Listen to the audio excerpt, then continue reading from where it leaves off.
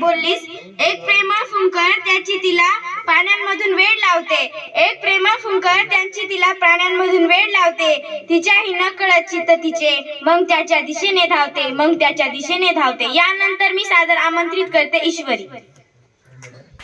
नमस्कार, माझे नाव ईश्वरी अमोल राठोड. मी वर्ग 7वी शिकते. मी जिल्हा परिषद प्राथमिक शाळा पारडी या शाळेची मुख्यमंत्री. मित्रांनो, आज आपल्या शाळेमध्ये मुंजाजी सर आले आहेत व त्याचबरोबर रविराज सर सुद्धा आले आहेत. यांना प्रत्यक्ष क्षणी पाहताना इतका आनंद झाला की आमच्या शाळेमध्ये सुद्धा पोलीस येऊ शकतो. इतक्या खेड्या गावात, इतक्या आतमधल्या गावात पोलीस आले, ही फार आश्चर्याची गोष्ट आहे आणि आनंदाची गोष्ट सुद्धा आहे. हा आपल्या गावाचा अभिमान आहे की आपल्या गावामध्ये सुद्धा पोलीस येतात.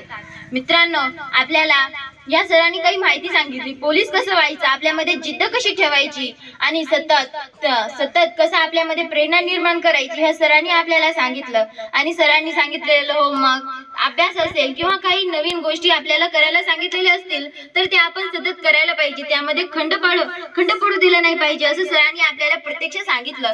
तर मित्रांनो, इतके मोठे अधिकारी आपल्याला सांगतात तर आपण त्याचं ऐकलंच पाहिजे ना, म्हणून आपण हे ऐकायला पाहिजे आणि सरांनी दिलेला अभ्यास ते आपण पूर्ण केलं पाहिजे. मी मुंजाजी सरांचे फार फार आभार मानते की त्यांनी आमच्या शाळेत हा पाऊल टाकला आणि आमच्या शाळेमध्ये सीसीटीव्हीची सोय करून दिली. मित्रांनो, हे सर आज आपल्याला आले आणि आपल्याला पोलिसांचं महत्व काय असतं हे आज आपल्याला कळालं. आई आपल्याला लहानपणी ओरडते की पोलीस येईल, पकडून नेईल, पण पोलीस काय असतात हे आज आपल्याला इथे प्रत्यक्षात पाहायला मिळत आहे. म्हणून आपण त्यांच्याकडून ती प्रेरणा निर्माण केली पाहिजे. आणि सर, आम्ही तुम्हाला वचन देतो की आमच्यामधली काही मुलं नक्कीच पोलीस होतील, वेगवेगळ्या क्षेत्रात जातील आणि एक मोठे अधिकारी होतील. धन्यवाद.